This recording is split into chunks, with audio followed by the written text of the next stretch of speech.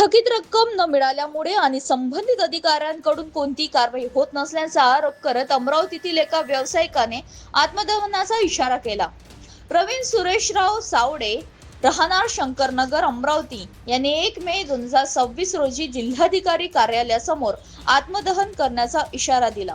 सावडे यांच्या म्हणण्यानुसार समाज कल्याण विभागाच्या वसतिगृहामध्ये भोजन पुरवठ्याचा कंत्राट असलेल्या स्मार्ट सर्व्हिस प्रणाली पुणे या कंपनीला त्यांच्या संस्थेमार्फत सहयोग नागरिक सेवा सहकारी संस्था अमरावती 7 मार्च 2024 ते 1 एप्रिल 2025 या कालावधीत धान्य, किराणा, भाजीपाला व फळांचा पुरवठा करण्यात आला होता. या पुरवठ्याचे एकूण बिल 73,86,764 रुपये असून त्यापैकी कंपनीने 68,89,855 रुपये अदा केले आहेत. मात्र उर्वरित 4,96,109 रुपये वारंवार मागूनही करूनही मिळाले नसल्याचा आरोप त्यांनी केला आहे.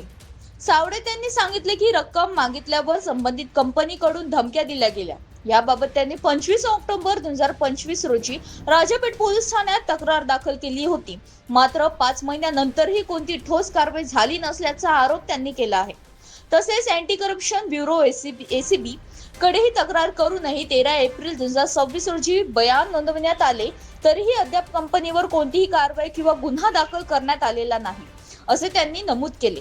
या प्रकरणामुळे कुटुंबावर आर्थिक संकट ओढवले असून न्याय मिळत नसल्याने आत्मदहन हा शेवटचा पर्याय उरल्याचे सावडे यांनी म्हटले आहे. दरम्यान 5 एप्रिल 2026 रोजी जिल्हाधिकारी व पोलीस अधिकाऱ्यांनी दिलेल्या तक्रारीवरही कोणतीही कारवाई झाली नसल्याचा आरोप त्यांनी केला. 1 मे रोजी अधिकाऱ्याने कार्यालयासमोर आत्मदहन करणार असून माझ्या मृत्यू संबंधित कंपनीचे पदाधिकारी तसेच संबंधित अधिकारी जबाबदार राहतील असा इशारा सावडे यांनी दिला आहे.